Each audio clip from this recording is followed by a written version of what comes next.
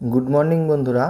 আজকে আবার একটা নতুন সকাল, আর নতুন সকালে আপনাদের সকলকে জানাই স্বাগত।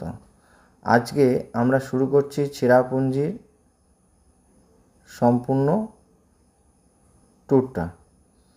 আজকের এই চেরাপুঞ্জিতে আমরা মোটামুটি 8টি স্পট ঘুরে দেখব, আর আপনাদেরকে দেখাবো চেরাপুঞ্জির যে প্রাকৃতিক সৌন্দর্যটা কেমন সেটা আমরা তুলে ধরব এই ভিডিওর মাধ্যমে। আজকে আমরা প্রথমেই দেখিয়ে দিচ্ছি এইটা হচ্ছে ভারত সেবাশ্রম সংঘ, যেখানে আমরা আছি। এর আগে আমি আপনাদেরকে দেখাতে পারিনি, এই জন্য আজকের ভিডিও শুরু করার আগে, মানে এই যাত্রাটা শুরু করছি সেটা শুরু করার আগে আমি যেখানে আছি সেই ভারত সেবাশ্রম সম্পর্কে একটু বলে নিতে চাইছিলাম।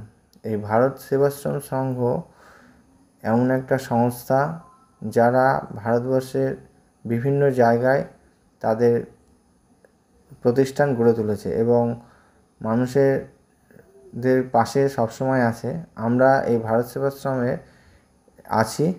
এখানেকার যে রুমগুলো খুবই সুন্দর। আমরা যে রুমে আছি সেই রুম সম্পর্কে একটু তথ্য তুলে ধরি। এখানে কিছু নিয়মাবলী দেওয়া আছে।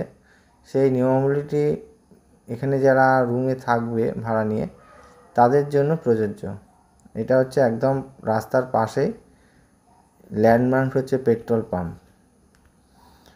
এই ভারত সেবাশ্রমে থাকতে গেলে যে শর্তগুলো দেওয়া আছে সেইগুলো মানাটা বাধ্যতামূলক। বিশেষ করে এখানে আমিষ কোনো খাবার খাওয়া যাবে না, সম্পূর্ণ নিরামিষ। এই যে লনটা দুপাশেই রুম আছে, আর এই রুমগুলো বুকিং করে থাকা যেতে পারে। এখানে যে ফেসিলিটি বলতে পানীয় জলের ফেসিলিটি আছে। এখান থেকে পানীয় জলটা আমরা পেতে পারি। আর একটা আছে কমন গিজার, যেটা সকলেই ব্যবহার করতে পারবে। যেহেতু ঠান্ডা এলাকা তাই গিজার দরকার। আশ্রমে সেরকমভাবে পার্সোনাল কোনো গিজার নেই। আর এটা হচ্ছে আমরা যে রুমটাতে আছি সেই রুমটা পরিষ্কার পরিচ্ছন্ন। আমরা আগের দিনই এসে গেছিলাম এবং তখন আর রুমটা দেখাতে পারিনি, তাই আজকে চেরাপুঞ্জিতে যাওয়ার আগে আমি রুমটা একটুখানি দেখিয়ে দিতে চাইছি। পরিষ্কার পরিচ্ছন্ন, একদম নতুন। মোটামুটি অন্যান্য নর্মাল যে হোটেলগুলো আছে তার মতনই, কিন্তু তা আমি বলবো তার থেকে অনেক ভালো। এখানে অনেক রকম পরিষেবা আছে। আর টয়লেটটাও দেখিয়ে দিলাম। এখানকার যে বাথরুমটা রয়েছে খুব পরিষ্কার পরিচ্ছন্ন, নিট অ্যান্ড ক্লিন। যেটা আগে আমরা সকলেই দেখে নিই যে বাথরুমটা কেমন আছে। তা বাথরুমটা খুবই পরিষ্কার পরিচ্ছন্ন, কোনো অসুবিধা নেই। একটা আশ্রম হিসেবে যতটুকু পাওয়া প্রয়োজন তার থেকে অনেক বেশিই আছে। আর এখানে আসতে গেলে একটা নিয়ম আছে, সেটা হচ্ছে যেদিনকে আমরা এখানে আসবো তার 1 মাস আগে এখানে কিন্তু বুকিং করতে হয়। এইটা এই ভারত সেবাশ্রমের একটা নিয়ম। আমরা এখন চলে এসেছি মেঘালয় ট্যুরিস্ট ডিপার্টমেন্টের যে অফিস, সেই অফিসে। আমরা এখানে এসে রিপোর্টিং করিয়ে নেব এবং আমাদের যে গাড়ি আজকে সঙ্গে থাকবে সেই গাড়িটা ওখানে দাঁড় করানো আছে। আমরা খুব তাড়াতাড়ি রিপোর্টিংটা করিয়ে নেব। সবাই আসতে শুরু করে দিয়েছে। এটা হচ্ছে সামনে সোজা চলে যাচ্ছে পোলো বাস স্ট্যান্ড, আর ডান দিক দিয়ে জেল রোড আসা যায়। আমরা এলাম এই সামনে সোজা যে রাস্তাটা নেমে এসেছে ওইখান দিয়ে খুব শর্টকাটে ভারত সেবাশ্রম পৌঁছে যাওয়া যাবে। এটা দিয়ে গেলেই পোলো মার্কেট পৌঁছে যাব। এখন আমরা এখান থেকে যাত্রা শুরু করে দিলাম। আমরা আমাদের এই বাসে করে সম্পূর্ণ ট্যুরটা কমপ্লিট করছি স্বল্প বাজেটের মধ্যে। চেরাপুঞ্জি যেতে গিয়ে যে 8টি স্পট আমরা দেখব, তার প্রথম যে স্পটটা সেটা হচ্ছে ভি আকৃতির যে ভ্যালি, সেই ভি শেপ ভ্যালি, যার স্থানীয় নাম দেওয়া হয়েছে মক ডক ডিম্পি, বা আমরা যেটাকে ভি শেপ ভ্যালি বলে থাকি। আর চেরাপুঞ্জিতে যেতে গেলে এই প্রথম যে স্পট সেটা এই ব্রিজের এখান থেকে দেখতে পাওয়া যায়, যেটা আমরা দেখছি ভি শেপ ভ্যালি। অসাধারণ দৃশ্য এখানকার, সত্যি কথা বলতে মেঘালয়ের প্রত্যেকটা প্রাকৃতিক সৌন্দর্য যেগুলো এখনও পর্যন্ত আমরা দেখেছি তা অসাধারণ। এই দিকে থেকে আমরা যেটা দেখতে পাচ্ছি ঘন সবুজে ঘেরা একটা ভ্যালি, যেটা এক কথায় অনবদ্য অসাধারণ। আমরা এখন এই ভি শেপ ভ্যালি এটা দেখার পর পরবর্তী যে স্পট আছে সেই স্পটের জন্য এগিয়ে যাব।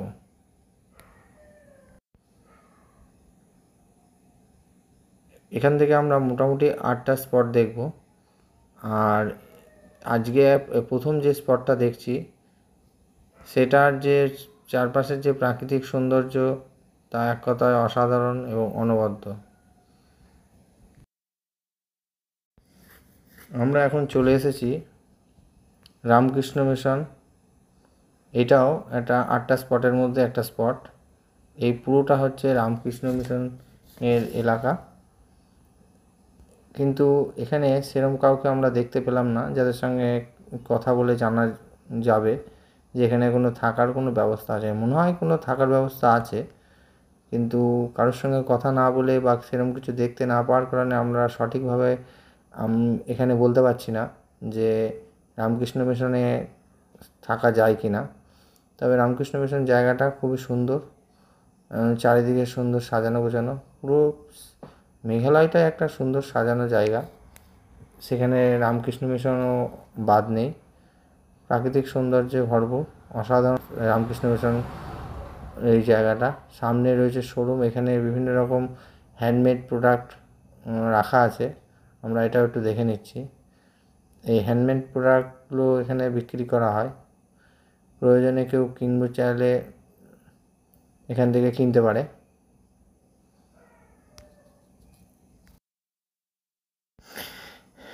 আমরা পুরো রামকৃষ্ণ মিশনটা মোটামুটি ঘুরে দেখলাম, খুবই ভালো লাগলো এই রামকৃষ্ণ মিশনটা।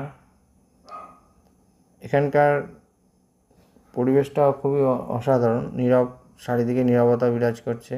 সেরকম লোক কাউকে দেখতে পেলাম না যাদের সঙ্গে কথা বলে জানা যাবে যে এখানে কারা থাকে বা সাধারণ পাবলিক এখানে থাকতে পারবে কি না, বা আমরা যারা ট্যুরিস্ট তারা ওখানে কোনো রকমভাবে রুম বুক করে থাকতে পারবো কি না, এসব কিছুই জানতে পারলাম না। তো যা হোক, আমরা যেটা দেখলাম সেটাই আমাদের কাছে অনেক বড় ব্যাপার। আমরা এটা ঘুরে দেখে নিলাম, কারণ আমাদের কাছে সময় খুবই কম, 8টা স্পট আমাদের দেখতে হবে।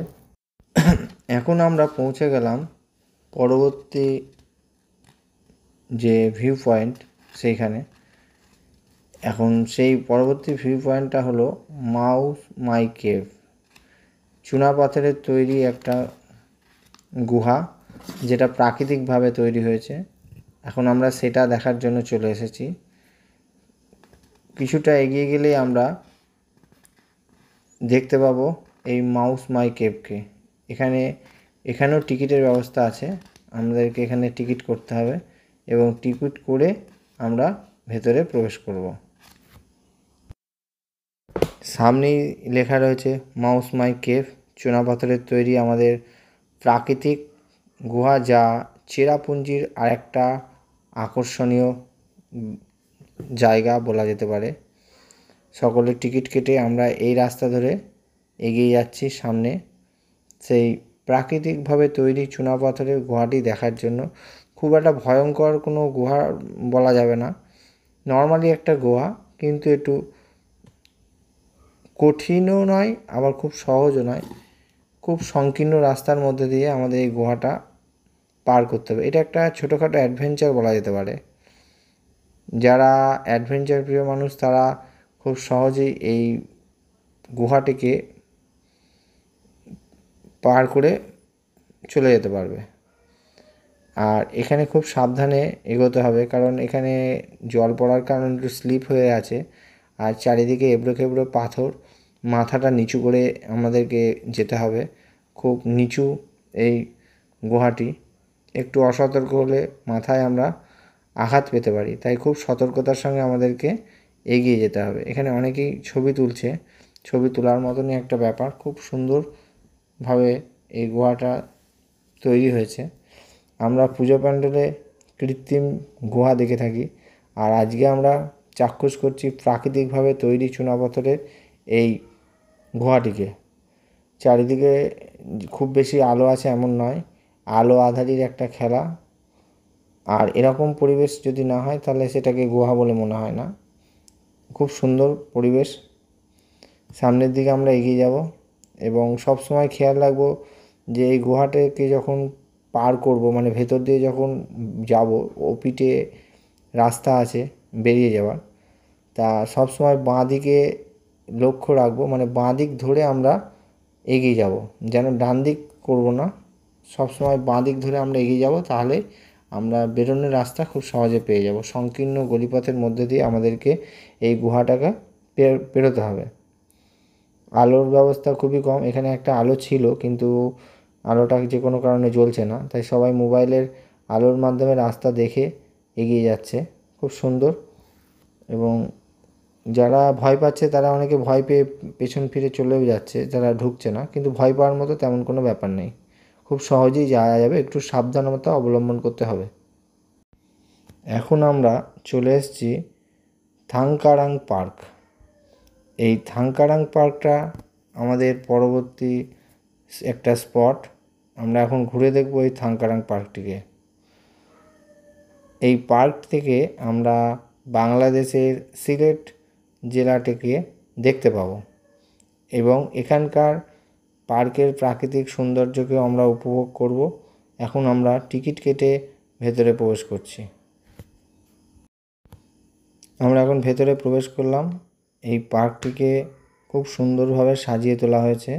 আর পার্কটির বিশেষ আকর্ষণ হচ্ছে এই পার্কের একটা পাশ থেকে আমরা সিলেট জেলা, যা বাংলাদেশে অবস্থিত, সেটাকে আমরা দেখতে পাবো। মেঘালয়ের সবচেয়ে বড় আকর্ষণ হচ্ছে মেঘালয় থেকে আমরা প্রতিবেশী দেশ বাংলাদেশকে আমরা এখান থেকে দেখতে পাই। তাই সেই কারণেও এই পার্কের একটা আলাদা আকর্ষণ আছে। আমরা পরবর্তী যে দেখার জায়গা এখন সেখানে চলে এসেছি। এটা হলো সেই জায়গা যেটা অনেকটা শিবলিঙ্গের মতো দেখতে, তাই এখানকার লোকেরা এই জায়গাটাকে নাম দিয়েছে ন্যাচারাল শিবলিঙ্গ টেম্পল বা শিলা। এটার নাম হচ্ছে জয়েন্ট রক। এইখান থেকে আমরা পুরো ভিউটাকে দেখতে পাবো। আর তার সাথে সাথে যেটা দেখতে পাবো সেটা হচ্ছে বাংলাদেশের একটা পোর্শন। আমরা যতদূর দেখতে পাচ্ছি ঘন সবুজে ঘেরা, আর এই ঘন সবুজে ঘেরা জায়গাটার পর যে অংশটা দেখা যাচ্ছে সেটাই হচ্ছে বাংলাদেশ। মেঘালয় থেকে আমরা যেদিক দিয়ে ঘুরছি বাংলাদেশকে আমরা দূর থেকে দেখতে পাচ্ছি। মেঘালয় হলো এমন একটা জায়গায় অবস্থান করছে যা বাংলাদেশের সঙ্গে সীমানা ভাগ করে নিয়েছে। তাই আমরা মেঘালয়ের যে কোনো স্পটে যখনই আসছি দূরে তাকালে বাংলাদেশকে আমরা দেখতে পাচ্ছি। আর এই জয়েন্ট রক ভিউ পয়েন্ট যেটা, এখান থেকে আমরা অনেকটাই পরিষ্কার বাংলাদেশকে দেখতে পাচ্ছি। খোলা চোখে যতদূর দেখা সম্ভব আমরা দেখছি। আর এখান থেকে যে ভিউটা খুবই সুন্দর এবং একটু নিচু থেকে তাকালে এই শিবলিঙ্গের যে শিলা সেটা আমরা দেখতে পাচ্ছি। এটা একটা টুরিস্ট স্পট হিসেবে গড়ে উঠেছে। অনেকটা এমনভাবে তৈরি হয়েছে, এটা প্রাকৃতিকভাবেই তৈরি, কোনো কৃত্রিম কোনো কিছু নয়। দেখতে অনেকটা শিবলিঙ্গের মতোই। আর এই ঘন সবুজে ঘেরা যে জায়গাটা আমরা দেখতে পাচ্ছি সেটা হচ্ছে ভারতেরই অংশ, মেঘালয় রাজ্যের মধ্যে পড়ে। আর ওই সামনে যে নদীর মতো দেখা যাচ্ছিল সেটা হচ্ছে আপনাদের বাংলাদেশের অঞ্চল। আর এখানকার আশেপাশে যে প্রাকৃতিক সৌন্দর্য তে তো বলার কোনো অবকাশ রাখে না। অসাধারণ তার প্রাকৃতিক সৌন্দর্য। আর এখান দিয়ে একটু সামনের দিকে আমরা এগিয়ে যাব। এগিয়ে গেলে এখানে একটা ঝর্ণা দেখতে পাবো। যদিও আমাদের খুবই ব্যাড লাক যে আমরা সেরমভাবে ঝর্ণা দেখতে পাচ্ছি না, কারণ আমরা বর্ষার টাইমে আসিনি। সম্পূর্ণ শুকনো ওয়েদার। আমরা ঘুরছি শুকনো ওয়েদারে। শীত আছে, শীতের হালকা আমেজ রয়েছে, কিন্তু ওয়েদারটা সম্পূর্ণ শুষ্ক। এখানে কোনো বৃষ্টিপাত এই মুহূর্তে হচ্ছে না, তাই সেরকমভাবে ঝর্ণা আমরা দেখতে পাচ্ছি না। আমরা আর একটা ছোটো ঝর্ণা দেখার আশায় নিচের দিকে নামছি। দেখা যাক যে কেমন কি দেখতে পাওয়া যায়। খুব সাবধানে এই সিঁড়িগুলো দিয়ে নামতে হবে, অনেকটাই ঢাল রাস্তা। আমরা সেই ঢাল রাস্তা দিয়ে এখন নিচের দিকে নামছি। একটা ঝর্ণা আছে এখানে, দেখা যাক এই ঝর্ণার যে গতি কেমন। যে কটা ঝর্ণা এখনও পর্যন্ত দেখেছি আমাদেরকে আশাহত করেছে। মেঘালয় হচ্ছে একটা ঝর্ণা বা জলপ্রপাতের জায়গা, সেই জায়গায় দাঁড়িয়ে আমরা সেরমভাবে কোনো ঝর্ণা দেখতে পাইনি। এই যে খুবই সামান্য একটা জলের ধারা বইছে, আর দূর থেকে যেটা আমরা দেখতে পাচ্ছি ওখানেও সেরকম যে গতি আছে তা নয়, খুবই হালকা একটা ধারা নেমে আসছে, সেরকম কোনো জোরালো কোনো ব্যাপার নাই। সম্পূর্ণটাই বর্ষাকাল এবং বর্ষার পরবর্তী যে সময়টা, আমরা সেই সময়টায় যদি আসি তাহলে আমরা দেখতে পাবো ঝর্ণা বা জলপ্রপাতের সৌন্দর্যতা। কিন্তু এখন সেই জিনিসটা আমরা দেখতে পাচ্ছি না। আমরা যেটুকু সৌন্দর্যতা দেখতে পাচ্ছি তা প্রাকৃতিকভাবে প্রাকৃতিক সৌন্দর্য, যার সঙ্গে আমাদের জলপ্রপাতের কোনো সম্পর্ক নেই। জলপ্রপাত ছাড়াও মেঘালয়কে আমাদের খুবই সুন্দর লাগছে। আমরা মেঘালয়টা ঘুরে দেখছি, আমাদের আশা ছিল সুন্দর সুন্দর জলপ্রপাত দেখতে পাবো, কিন্তু আমরা যেই টাইমটায় ঘুরছি সেই টাইমটায় সেরমভাবে জলপ্রপাতের যেগুলো আর কি আমরা দেখে আসছি সেরম ধরনের কোনো জলপ্রপাত আমরা লক্ষ্য করতে পারলাম না। যাই হোক, আমরা এখন এইখান থেকে বেরিয়ে যাব এবং পরবর্তী যে স্পট রয়েছে সেইগুলো দেখার জন্য।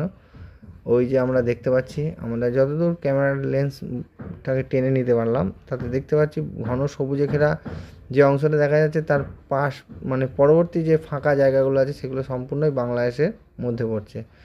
আকাশের সৌন্দর্যটা খুবই সুন্দর, নীল আকাশ দিগন্ত বিস্তৃত, অসাধারণ লাগছে। এখন আমরা চলে এসেছি ইকো পার্ক, আমাদের শিলংয়ের আরেকটা টুরিস্ট স্পট, সেই ইকো পার্কে। এই ইকো পার্কে আসবো, টিকিট কেটে ভেতরে এন্ট্রি করব। আমরা এন্ট্রি করে গেলাম ইকো পার্কের ভেতরে। আমাদের কলকাতার ইকো পার্কের সঙ্গে এখানকার ব্যবস্থাটা কেমন, সেটা হচ্ছে 7 সিস্টার যে ওয়াটারফলস, তার উপরে আমরা দাঁড়িয়ে, আর এখান থেকেই জলটা নিচে নামে। আমরা 7 সিস্টার ওয়াটারফলসের যে ভ্যালিটা আছে সেই ভ্যালির ভিউটা এখান থেকে পাবো। আমরা এখন রয়েছি 7 সিস্টার ওয়াটারফলসের ওপরে। এই ইকো পার্কটা তৈরি করা হয়েছে 7 সিস্টার ওয়াটারফলসের ওপরে।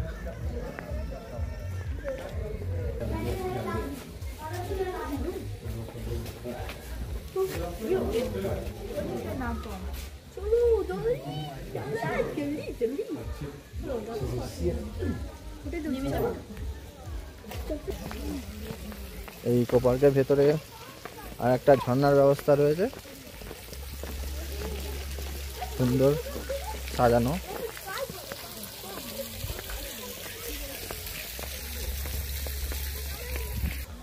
আর বিশেষ করে একটা মজার ব্যাপার হচ্ছে বাঙালি কোথায় না নেই, সব জায়গায় বাঙালির আগমন। আমরা যেখানে এসছি এখানে আমাদের সঙ্গে এবং আরও আদার্স সাইড থেকে যারা এসছে সবই দেখছি বাঙালি। আমাদের সঙ্গে এখন যারা যাচ্ছে তারাও বাঙালি। বাঙালি সব জায়গায় অ্যাভেলেবেল। এখন আমরা চলে এসেছি সেই 7 সিস্টার ওয়াটারফলসের ওপরে। এখান থেকে ভ্যালির সম্পূর্ণ ভিউটা নেব।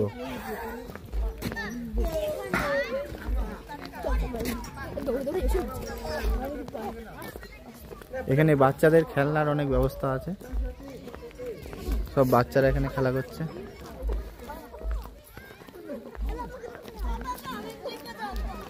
আর এখানকার ভিউটা তো অমায়িক ভিউ। আর নীল আকাশের মাঝে আমরা ইকো পার্কে দাঁড়িয়ে আছি। আর এই ইকো পার্ক থেকে ভ্যালি থেকে সরতে ইচ্ছে করছে না। ভ্যালিটা এত সুন্দর যে ভ্যালি থেকে সরার ইচ্ছা যাচ্ছে না মনে। এখান দিয়ে জলগুলো ঝরে ঝরে পড়ে ঝর্ণার আকারে। এখান দিয়ে একটা আসছে হালকা জল, দূর থেকে এগুলোই দেখা যাবে যদি আরো জোরে আসে।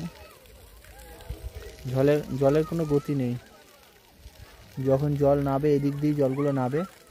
বৃষ্টির সময় এটা বেশি ভালো দেখা যায়।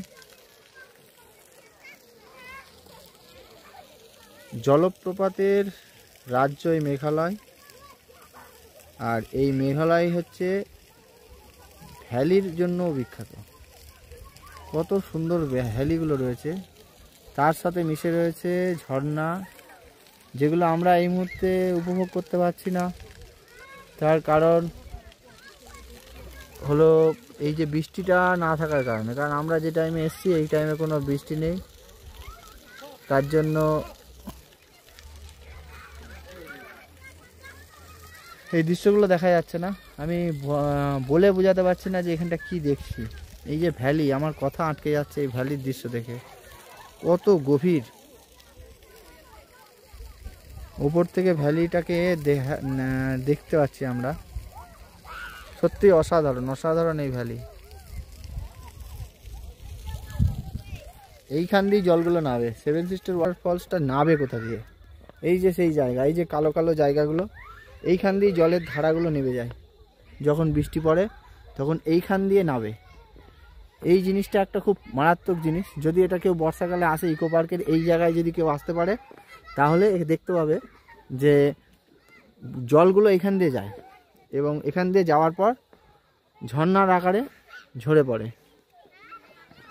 আমরা একেবারে সেভেন সিস্টার ওয়াটারফলসের উপরে দাঁড়িয়ে আছি, আর এইখান দিয়ে এই যে নিচ দিয়ে জলগুলো নেবে পাহাড় থেকে ঝরে পড়বে। বৃষ্টি যখন হয় সেই বৃষ্টির জলগুলো এইখান দিয়ে নাবে। এইখানে একটা ধারা রয়েছে, আরও সামনে এগিয়ে গেলে আরও একটা ধারা দেখতে পাওয়া যাবে। এই যে এইখান দিয়ে নামছে, জল কম বলে খুব সামান্যই পড়ছে, যা দূর থেকে দেখা যায় না। ওই যে ওই ভ্যালির ওই পার থেকে লোকে দেখে সেভেন সিস্টারের যে ঝর্ণার ধারা বা জলপ্রপাত যাই বলি না কেন। এতদিন আমি যেটা ছবি হিসেবে দেখেছি, আজকে তার বাস্তব রূপ দেখতে পাচ্ছি। আমি বলবো যে সবাইকে আসতে এই মেঘালয় এবং ওয়াটারফলসগুলো ভিজিট করতে। অসাধারণ অসাধারণ।